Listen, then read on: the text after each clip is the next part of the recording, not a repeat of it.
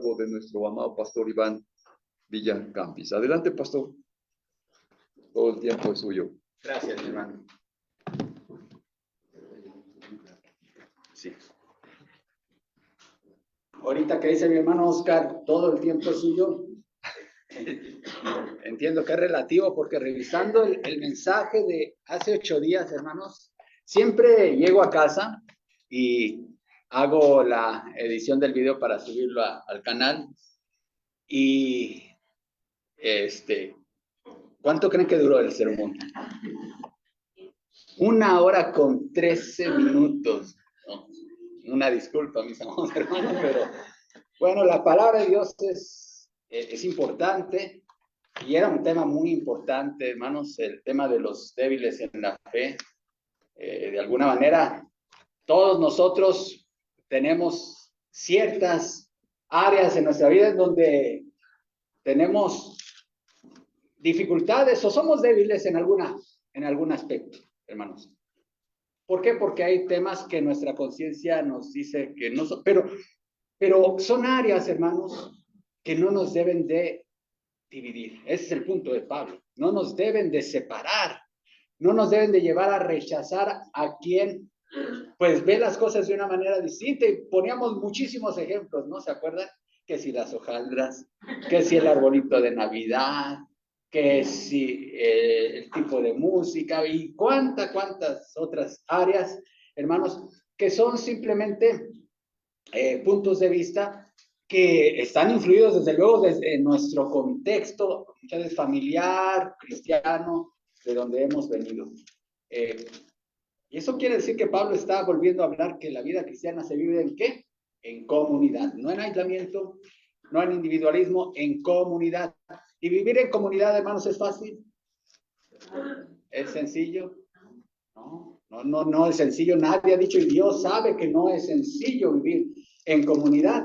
Pero en la iglesia en Roma estaba habiendo dificultades porque los judíos tenían problemas con algunas prácticas que la sección gentil de la iglesia hacía.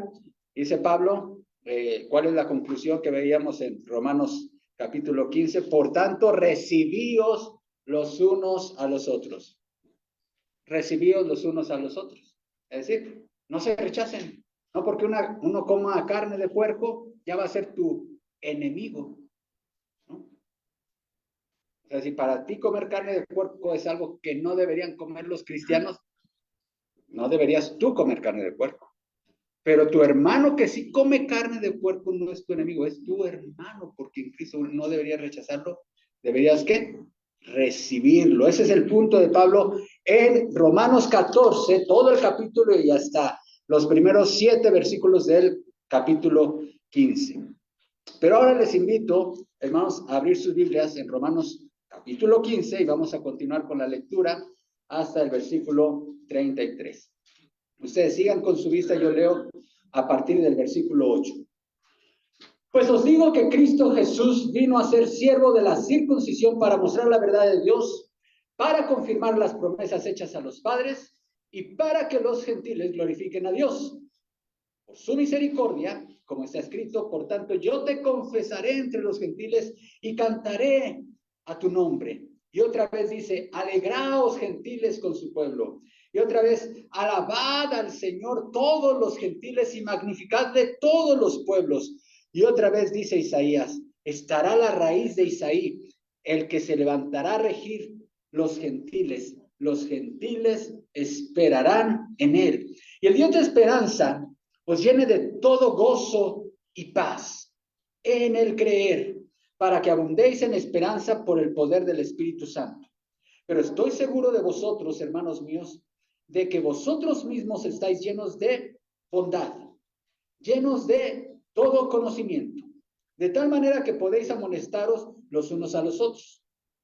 Mas os he escrito, hermanos, en parte con atrevimiento, para haceros recordar por la gracia que de Dios me es dada, para ser ministro de Jesucristo a los gentiles, ministrando el evangelio de Dios para que los gentiles les sean ofrenda agradable, santificada por el Espíritu Santo. Tengo pues de qué gloriarme en Cristo Jesús en lo que a Dios se refiere, porque no osaría hablar sino de lo que Cristo ha hecho por medio de mí para la obediencia de los gentiles con la palabra y con las obras, con potencia de señales y prodigios en el poder del Espíritu Santo, de manera que desde Jerusalén y por los alrededores hasta Ilírico, todo lo he llenado del Evangelio de Cristo. Y de esta manera me esforcé a predicar el Evangelio, no donde Cristo ya hubiese sido nombrado, para no edificar sobre fundamento ajeno, sino como está escrito: a aquellos a quienes nunca les fue anunciado acerca de él, verán, y los que nunca han oído de él, entenderán. Por esta causa me he visto impedido muchas veces de ir a vosotros, pero ahora, no teniendo más campo en estas regiones y deseando desde hace muchos años ir a vosotros, cuando vaya a España iré a vosotros, porque espero veros al pasar y ser encaminado allá por vosotros, una vez que haya gozado con vosotros. Mas ahora voy a Jerusalén para ministrar a los santos, porque Macedonia y Acaya tuvieron a bien hacer una ofrenda para los pobres que hay entre los santos que están en Jerusalén, pues les pareció bueno y son deudores a ellos, porque si los gentiles han sido hechos participantes de sus bienes espirituales, deben también ellos ministrarle de los materiales. Así que cuando haya concluido esto y les haya entregado este fruto, pasaré entre vosotros rumbo a España. Y sé que cuando vaya a veros, llegaré con abundancia de la bendición del Evangelio de Cristo. Pero ruego, hermanos, que nuestro Señor Jesucristo y por el amor del Espíritu, que me ayudéis orando por mí a Dios, para que sea librado de los rebeldes que están en Judea, y que la ofrenda de mi servicio a los santos en Jerusalén sea acepta, para que con gozo llegue a vosotros por la voluntad de Dios, que sea recreado juntamente con vosotros. Y el Dios de paz sea con todos vosotros. Amén. Oremos. Padre, gracias por tu palabra. Gracias porque tenemos la bendición en este país de podernos reunir y escuchar tu palabra, leerla y ser edificados con ella. Bendice ese tiempo de exposición lleno de tu Espíritu Santo y edifica tu iglesia. En Cristo Jesús. Amén. Mis amados hermanos, piensen por un momento en cómo sería una humanidad perfecta.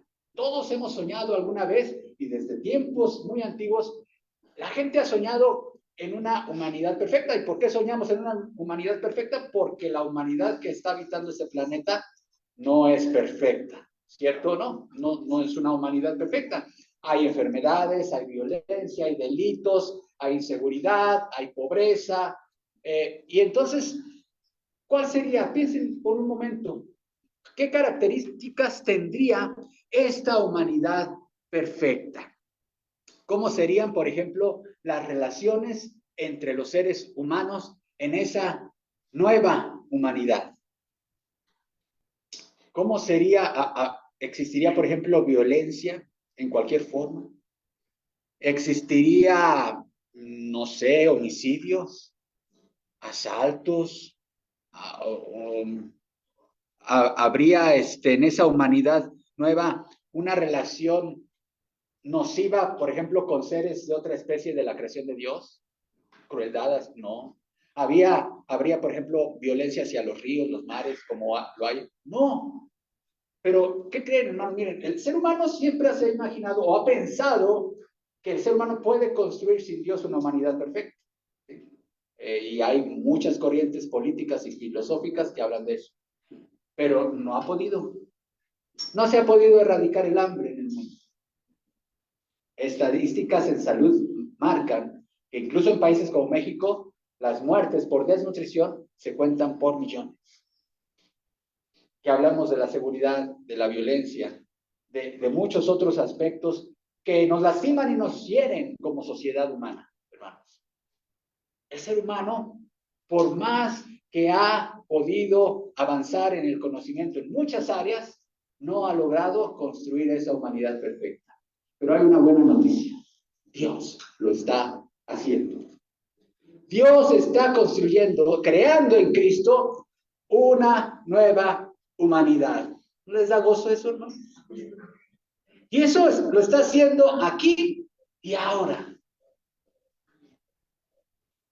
¡Qué maravilla! La Biblia nos habla y nos da un asomo de cómo será esa humanidad nueva en Cristo. Y en este pasaje, Pablo habla acerca de algo que ocurre en esta humanidad. Se derriban las barreras étnicas.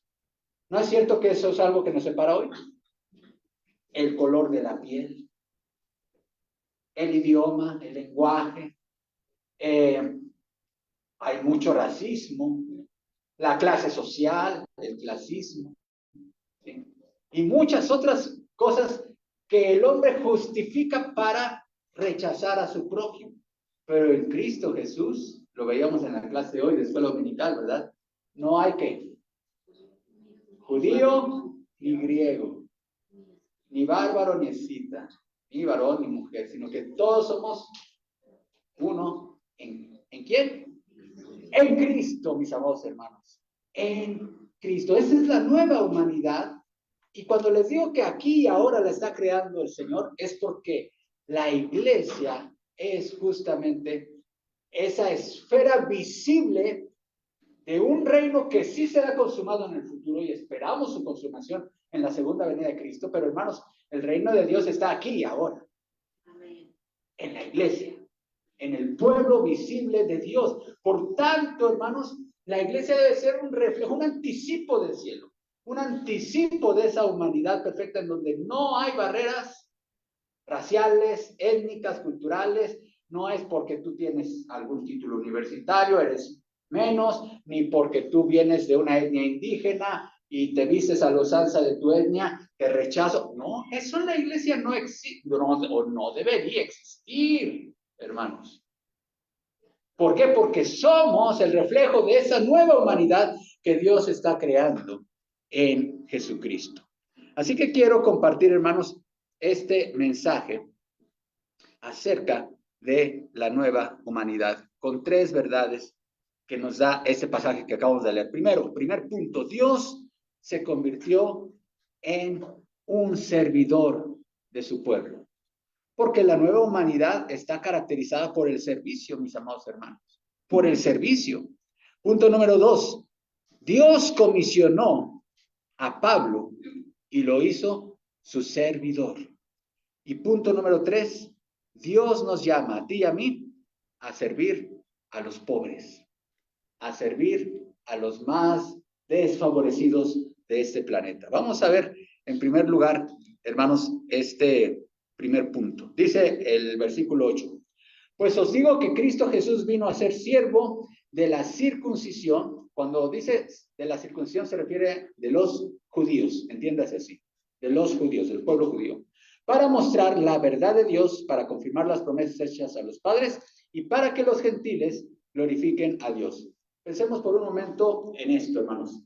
Dios llamó hace muchos siglos a un hombre llamado Abraham y le dijo: en ti serán benditas todas las naciones de la tierra. Es decir, Dios tenía un propósito al llamar a Abraham de que a través de su descendencia, de un descendiente de él, todas las naciones iban a ser bendecidas. Y esa bendición tiene que ver con el conocimiento perfecto de Dios, una relación personal con Dios, lo cual Juan en el Apocalipsis nos dice, vi de todos los pueblos, tribus, lenguas, naciones alrededor del trono, dando gloria a Dios. Eso se cumplirá, la promesa de Dios a Abraham. Y para ese fin, Dios hizo un pueblo llamado el pueblo de Israel. Era el pueblo a través del cual vendría el Redentor, Cristo Jesús nuestro Señor. Dios se encarnó y Dios se hizo siervo. Que dice Filipenses: haya pues en vosotros el mismo sentir que hubo en Cristo Jesús, el cual siendo en forma de Dios no estimó ser igual a Dios, sino que se despojó a sí mismo haciéndose obediente hasta la muerte de cruz. Se hizo siervo, se hizo esclavo de su nación, mis amados hermanos. Y hay tres propósitos de esa actitud de Jesús de hacerse siervo de los judíos. La palabra, de hecho, aquí es la palabra diácono que usamos hoy. Cristo se hizo diácono de los judíos. ¿Para qué? Ustedes lo identifican. La primera razón que dice, ¿para qué? Para mostrar la verdad, versículo 8, la verdad de Dios. Esto significa que la humanidad, hermanos, los seres humanos necesitan conocer la verdad. En este mundo en donde se pone en duda de que exista la verdad absoluta, tengo buenas noticias para ti. Sí hay una verdad absoluta, y esa es Jesucristo. Jesucristo dijo: yo soy el camino, la verdad y la vida, y nadie viene al Padre si no es por mí. No es que todo es relativo, no es que todo es absoluto, sí existe la verdad, y ese es Jesucristo. Y Cristo vino a mostrar la verdad a la humanidad. Gloria a Dios, porque podemos confiar en Cristo como la verdad auténtica. Vino para mostrar la verdad de Dios. Y en segundo lugar, ¿para qué, hermanos? Para confirmar las promesas hechas a los padres, a los patriarcas judíos. Dios les prometió que vendría un Mesías y que a través de ese Mesías todas las naciones conocerían a Dios y se juntarían alrededor del trono. ¿Y se cumplió, hermanos? Sí, porque Dios es un cumplidor de promesas. Y lo que Dios promete lo cumple. Si Él dijo que Cristo iba a venir, hermanos, vendrá. No lo dudemos. Y en tercer lugar, ¿cuál es el propósito por el cual Cristo se hizo siervo de su nación? Para que los gentiles, noten, glorifiquen a Dios. Tú y yo, mi hermano. Tú y yo, por nuestras venas no corre sangre judía. ¿Sí? Somos gentiles. ¿Sí? Y tenemos la bendición de tener una relación personal con Dios a través de Jesucristo. ¿No le das gloria a Dios por eso? Gloria a Dios, qué bendición, hermanos. Nosotros no somos descendientes según la carne de Abraham, pero la bendición de Dios nos ha alcanzado y tú y yo estaremos alrededor de ese trono, dando gloria a Dios por la eternidad, sirviendo al Señor por toda la eternidad. ¿Y eso gracias a qué? A que Dios se convirtió en un siervo de su nación. Cuando a este gran insurgente, del cual Napoleón Bonaparte dijo: si yo tuviera 3 Morelos, conquisto el mundo completo. Hablando de Morelos, José María Morelos, nuestro héroe patrio. Cuando a Morelos se le juntó la gente y le dijo: ¿cómo quiere que le demos el trato protocolario? ¿Le parece bien el de Su Excelencia Serenísima? ¿Y qué contestó este gran mexicano? Soy siervo de la nación. Soy siervo de la nación. Y ese es el espíritu con el cual Jesucristo dijo: se hizo siervo de la circuncisión, mis hermanos. Dice el hermano René Zapata: ahora se dan muchos cursos de liderazgo. Hacen falta cursos de siervos. Creo que hay mucha verdad en eso, hermanos. Gracias a Dios por este ejemplo de nuestro Señor Jesucristo. Y esto está establecido. Aquí Pablo cita varias citas del Antiguo Testamento en donde se justifica, o más bien se anticipa, que la bendición de Dios llegará a los gentiles, ¿no? El Salmo 18:49, Deuteronomio 32:43, el Salmo 117:1 e Isaías 11:10. Hermanos, es la iglesia la que está llamada a ser, a imitar el ejemplo de nuestro Señor Jesucristo. Hay un canto muy hermoso de Manuel Bonilla. ¿Han oído? ¿Saben quién es Manuel Bonilla? Bueno, un cantante cristiano de muchos años. Grabó mucha música infantil también. Pero hay un himno que él entona que tiene una frase que es muy aplicable a lo que estoy diciendo. Dice el canto: al que debo yo servir, vino a servirme. Al que debo yo buscar, me buscó a mí. Al que debo yo de amar, me amó primero. Jesucristo, hermanos, dijo: el Hijo del Hombre no vino a ser servido, sino a servir y dar su vida en rescate por muchos. ¡Qué bendición! ¿Cuánta gratitud debemos de tener a nuestro Señor Jesucristo, hermanos? ¿Somos seguidores de Jesús? A ver, levanten la mano todos los seguidores de Jesús. Amén, gloria a Dios. Un seguidor imita a su maestro y por lo tanto debemos servir. ¿Servir por qué? Porque ese fue el ejemplo de nuestro Señor. Seamos siervos de nuestro pueblo. Mostremos a nuestro pueblo la verdad de Dios como lo hizo Jesucristo nuestro Señor y hagamos todo lo posible, porque ese es el tercer propósito, ¿verdad? Hagamos todo lo posible para que todas las naciones glorifiquen a Jesucristo. ¿Sí? 3 propósitos que vemos en Jesús y que su iglesia debe imitar. Su iglesia somos el cuerpo de Cristo. ¿Sí?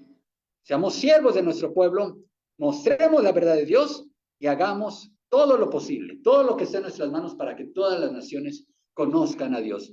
Punto número 2. Dios usa instrumentos humanos, ya cité a Abraham. Pero aquí Pablo se pone a sí mismo como ejemplo. Dios me llamó para el ministerio a los gentiles. Dice a partir del versículo, sigue diciendo el 13, y el Dios de esperanza os llene de todo gozo y paz en el creer para que abundéis en esperanza por el poder del Espíritu Santo.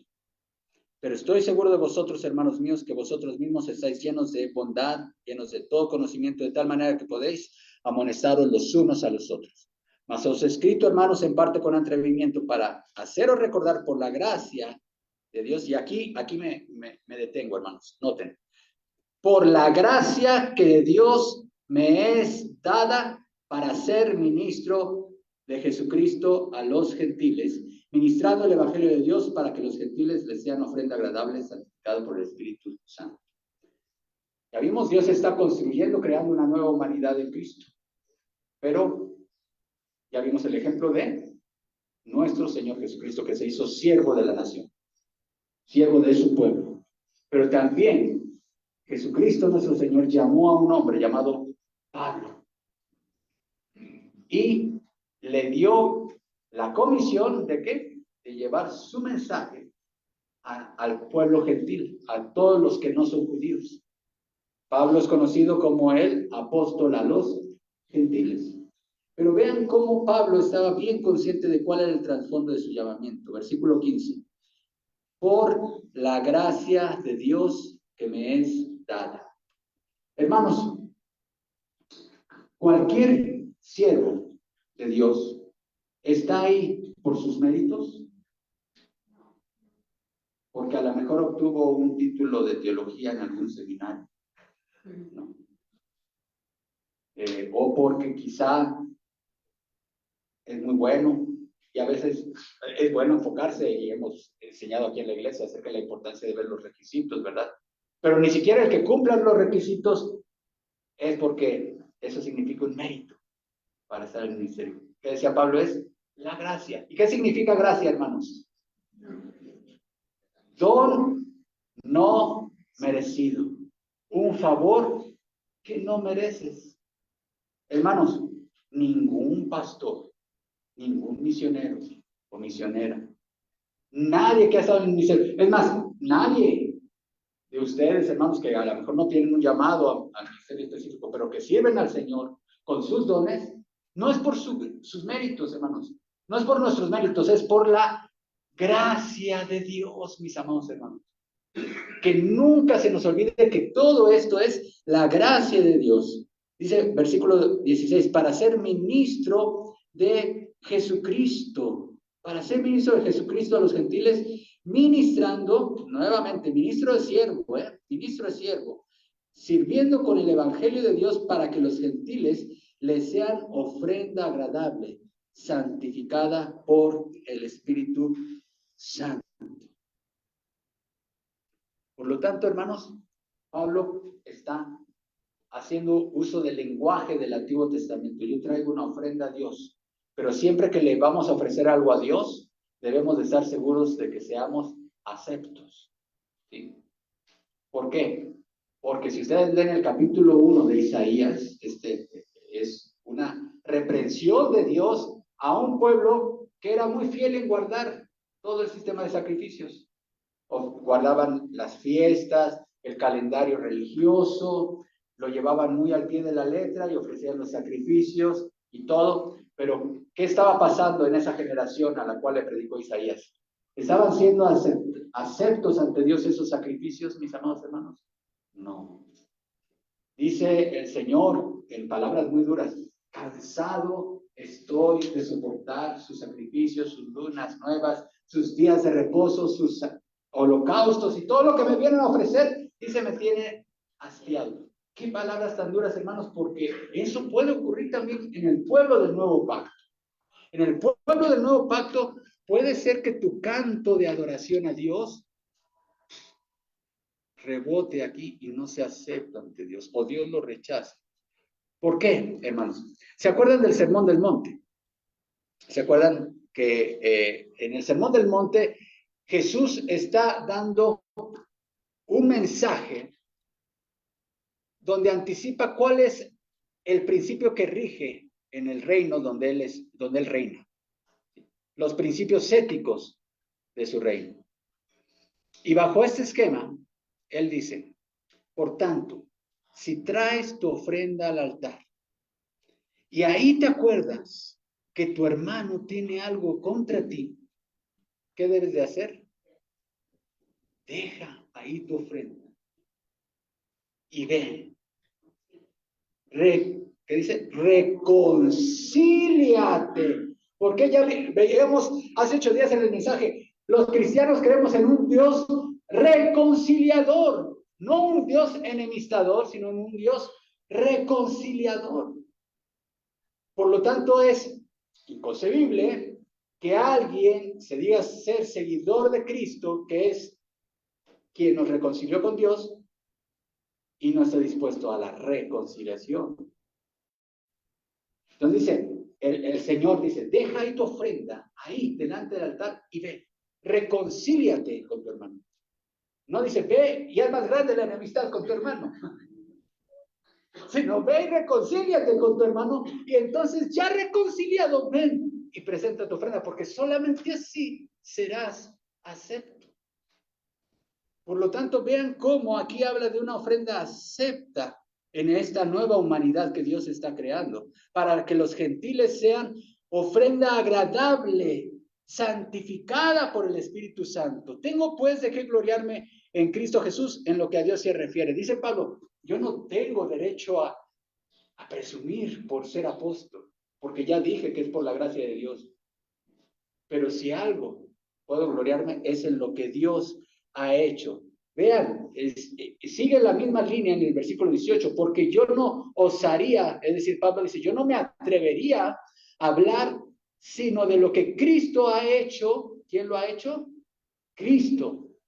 Cristo ha hecho por medio de mí para la obediencia de los gentiles con la palabra y con las obras, con potencia de señales y prodigios, en el poder de ¿quién? Del Espíritu de Dios. De manera que desde Jerusalén y por los alrededores hasta el Ilírico, todo lo he llenado del Evangelio de Cristo. Piensen en el ministerio de Pablo. Hemos visto muchas veces los 3 viajes misioneros y todo lo que padeció, y cómo en un tiempo tan corto, hermanos, Dios usó a Pablo para llenar gran parte, o las principales ciudades del imperio con el Evangelio, hermanos. Eso sería motivo de orgullo para cualquiera, ¿no? Imagínense que alguien hiciera eso hoy día. Pues sería algo sorprendente.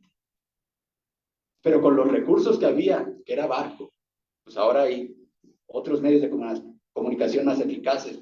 Pero con los recursos que había en el primer tiempo, Dios usó a Pablo. ¿Pero qué dice Pablo? Fui yo. No, hermano. Se fue Cristo. Cristo ha hecho por medio de mí para obediencia de los gentiles con la palabra y con las obras. Incluso los milagros eran obrados por el poder del Espíritu Santo, ¿sí? Y por eso es que se pudo llenar el Evangelio. Hermanos, el mayor gozo y satisfacción que puede tener una persona es ser usado por Dios. Ser usado por Dios para que el reino de Dios avance, ¿sí? Yo recuerdo, hermanos, cuando fue la organización de esta iglesia, en junio, hace 1 año y medio, ¿verdad? Hace 1 año y medio, gracias, hermano. Pues veníamos apenas saliendo de la pandemia del COVID, empezaban a abrir los lugares públicos, y como ustedes saben, yo padecí COVID y estuve cerca de morir, por lo menos así me sentí. Y en ese momento, hermanos, yo sentí dentro de mi corazón, Señor, Estaba tan gozoso por lo que estaba ocurriendo en la iglesia que dice, Señor, si quieres llevarme, estoy listo. Porque me usaste para que en esta ciudad se pudiera consolidar una iglesia local. Y, hermanos, no necesitas pensar en una nueva iglesia, quizá en un alma. La hermana Martita nos hablaba de Sara. Y Dios la usó para compartirle su fe a una amiga. No esperes esas grandes multitudes, o como dice Pablo, llenar todo hasta el lírico. Un alma, influye en un alma. Tu vecino, en tu compañero de trabajo. No sabes el potencial que puede haber en eso. Es una gran bendición saberse usado por el Señor. Y dice el apóstol Pablo en el 20, de esta manera me esforcé a predicar el evangelio, no donde Cristo ya hubiese sido nombrado, para no edificar sobre fundamento ajeno, sino como está escrito, aquellos a quienes nunca les fue anunciado acerca de él verán, y los que nunca han oído de él entenderán. Eso es, hermanos, la ética ministerial, porque no tiene caso donde ya está uno trabajando. ¿Se acuerdan cuando estábamos buscando terreno y todo?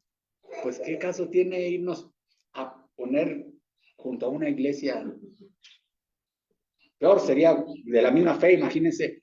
Les he contado, creo que en alguna ocasión, allá en Tehuacán, cuando mi papá era pastor de la primera iglesia bautista de Tehuacán, exactamente enfrente de la puerta se estableció otra iglesia bautista independiente. Y una vez invité a mis compañeros, estaba en la prepa, y los horarios de los cultos eran a la misma hora. Entonces, pues ellos tenían su rótulo, nosotros decían, ¿están peleados o qué? ¿Se dan cuenta, hermanos, cómo debemos de considerar ese tipo de situaciones a la hora de expandir el evangelio? ¿Para qué ponernos tan cerca de otra? Y hicimos un pequeño estudio, no fue muy profundo, pero vimos cómo en esta zona no había casi iglesias de convención, entonces, más bien no hay una cercana. Y bueno, Dios mostró su voluntad y su mano nos ha guiado para estar en este lugar y queremos impactar esa zona de la ciudad, no donde Cristo haya sido anunciado. Entonces Dios usa el elemento humano, hermanos. Pero vean, y con eso termino, concluyo con el punto número 3, hermanos.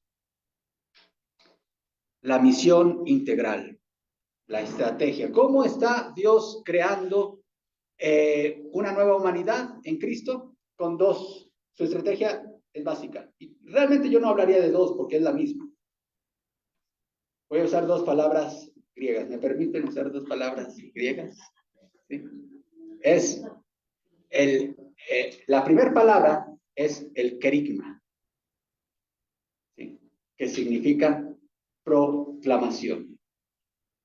Y la segunda palabra es ágape, que es amor práctico, lo que muchos traducen caridad o amor.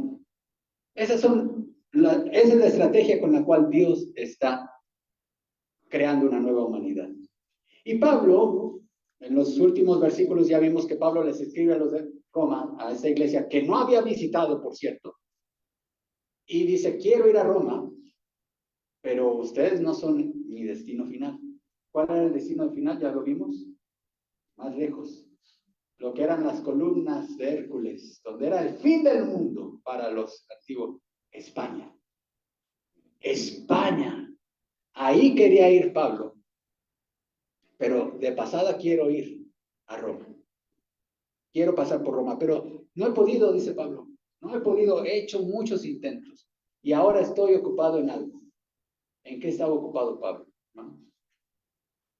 Macedonia y Acaya, las iglesias, dos regiones en donde había iglesias cristianas, dice, esas iglesias se han puesto de acuerdo tuvieron a bien para recolectar una ofrenda, para llevar apoyo a los hermanos de la iglesia en Jerusalén que estaban pasando por un hambre terrible, una situación de pobreza muy fuerte.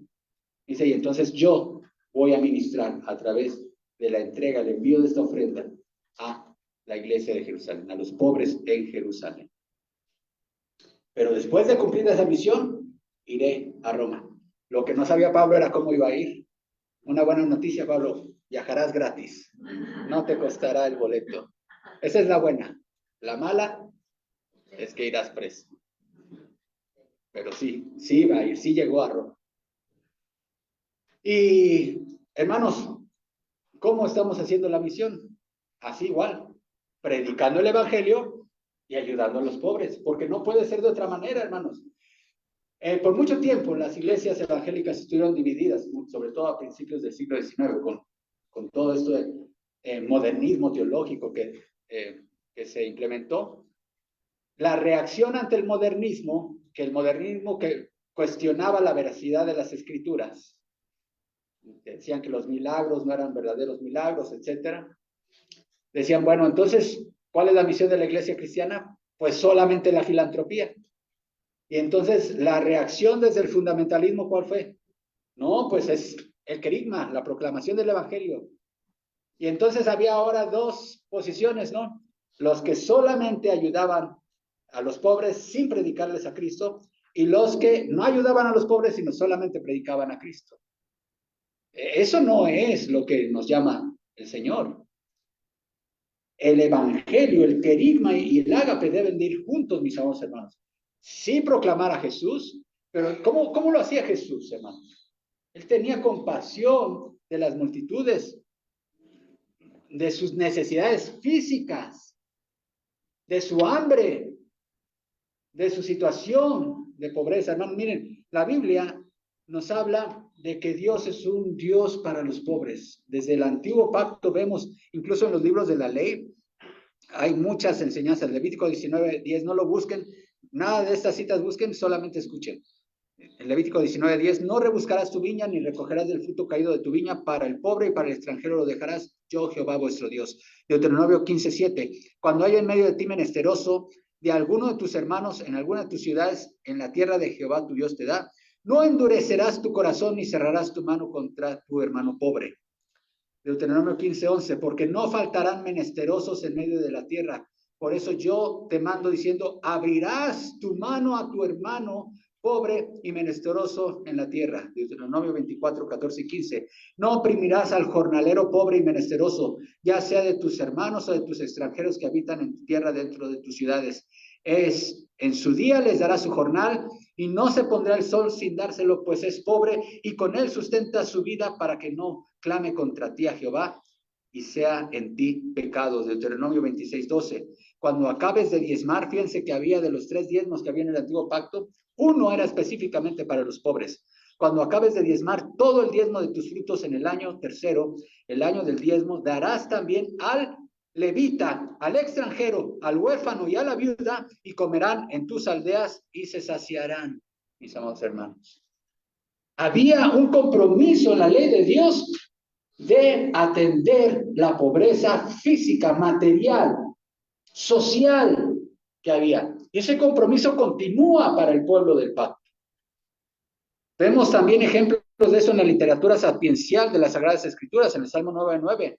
Jehová será refugio del pobre, refugio para el tiempo de angustia. Salmo 41:1. Bienaventurado el que piensa en el pobre, en el día malo lo librará Jehová.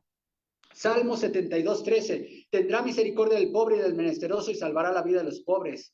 Proverbios 14:31. El que oprime al pobre afrenta a su hacedor, mas el que tiene misericordia del pobre lo honra. Proverbios 21:13. El que cierra su oído al clamor del pobre, también él clamará y no será oído. Hermanos, la misma literatura de sabiduría en la Biblia nos habla de la importancia que tiene para el seguidor de Jesús el atender la pobreza. Pero los profetas fueron también muy firmes en esto. Los profetas del Antiguo Testamento, Isaías, dice en Isaías 3:14, Jehová vendrá a juicio contra los ancianos de su pueblo y contra sus príncipes, porque vosotros habéis devorado la viña y el despojo del pobre está en vuestras casas. Ezequiel 18:12, al pobre y menesteroso oprimiere, cometiere robos, no devolviere la prenda o alzare sus ojos a los ídolos e hiciere abominación. Amós 2:6, así ha dicho Jehová, por 3 pecados de Israel y por el 4º no revocaré su castigo, porque vendieron por dinero al justo y al pobre por un par de zapatos. Zacarías 7:10. No oprimáis a la viuda, al huérfano, al extranjero, ni al pobre. Ninguno piense mal en su corazón contra su hermano. En el nuevo pacto, hermanos, nuestro Señor también pensó en el pobre. Mateo 11:5, los ciegos ven, los cojos andan, los leprosos son limpiados, los sordos oyen, los muertos son resucitados y a los pobres es anunciado el evangelio. Lucas 14:13, más cuando hagas banquete llama a los pobres, los mancos, los cojos y los ciegos. Gálatas 2:10, miren, este de Gálatas es muy importante porque cuando Pablo fue a entrevistarse con los líderes de la iglesia en esa época, y finalmente quedó claro por el Espíritu Santo que él estaba siendo comisionado a los gentiles, dice Pablo en Gálatas 2:10, solamente nos pidieron que nos acordásemos de los pobres, lo cual también procuré con diligencia hacer. Hermanos, la iglesia cristiana tiene un compromiso social con la pobreza física, material y social de la gente a la cual le predicamos el evangelio. No podemos eludir esa responsabilidad, mis amados hermanos. Si nos contara una parábola el Señor, sonaría así. Un domingo de quincena, 9:30 de la mañana, un hombre que trabajaba de velador iba saliendo de su trabajo con su pago de la quincena. 3 jóvenes le salieron al encuentro y lo asaltaron. Lo dejaron lastimado en la calle a la vuelta de una iglesia cristiana. El primero en pasar fue el pastor de la iglesia, pero como se le hacía tarde para la reunión, decidió no detenerse a pesar de haber visto al hombre tirado y decidió seguir adelante. El siguiente en pasar fue el director del culto asignado para ese domingo. Alcanzó a ver al hombre, pero sus nervios de dirigir le impidieron considerar la posibilidad de ayudarlo. El tercero en pasar fue un profesor de la universidad que era ateo, quien estaba junto con su hijo paseando a su perro y se dio cuenta del hombre. Él fue, lo ayudó, marcó al 911, llamó a la ambulancia, llegó, se fue con la ambulancia hasta llegar al hospital para ver que lo atendieran. Pero cuando iba saliendo la ambulancia del lugar, se empezaron a oír los cantos de la congregación que ya había iniciado su culto. A lo mejor así sonaría una parábola que hoy nos contara Jesús, ¿no? ¿A qué parábola les recuerdo? Recuerden samaritano. Así sonaría quizá, hermanos. Así sonaría. 2 palabras que definen nuestra misión en el mundo, querigma y ágape, mis amados hermanos. Sí proclamar a Cristo, pero también atender a los pobres, hermanos. Dios está haciendo una nueva humanidad en Cristo. Y Cristo ya cumplió su obra. Pablo cumplió su ministerio. Ahora nos toca a ti y a mí, hermanos. Ser una iglesia comprometida con el evangelio en toda su pureza, pero también con las necesidades físicas de las almas a quienes predicamos, hermanos. Dios ha bendecido esta iglesia y le ha dado recursos. Nos está dando, hermanos, qué bendición. Un templo, unas instalaciones con gran potencial para la misión, hermanos. Pero que no se nos olvide de los recursos que Dios nos da. Tenemos que enviar a los necesitados. Ahorita pasó algo terrible en Acapulco. Y había necesidades, ¿verdad? Creo que todavía podemos, hermanos. No crean que ya está todo ahí arreglado. Todavía podemos. Sé que hay necesidades también urgentes aquí que atender. Pero yo creo que Dios nos puede bendecir si hacemos una pausa y decimos, socorramos a los necesitados. Socorramos al pobre. Tengamos compasión y empatía con aquellos, como nos gustaría también, hermanos. Dios no lo quiera, si un día pasara aquí, temblara y tuviéramos aquí necesidades en nuestro templo. Nos gustaría también que nuestras iglesias hermanas nos socorrieran, ¿verdad? Bueno, ahorita que nuestros hermanos de Acapulco todavía tienen necesidad, sería muy bueno, ¿no? Sería muy bueno poder enviar auxilio, que todavía seguramente hace falta para allá. Oremos. Padre, gracias por tu palabra. Gracias por recordarnos la misión que tienes para nosotros en este mundo. Señor, ayúdanos a no perder nunca la misión, nunca la visión que nos has dado de ser fieles, de dejarnos usar por ti para que tú sigas construyendo una nueva humanidad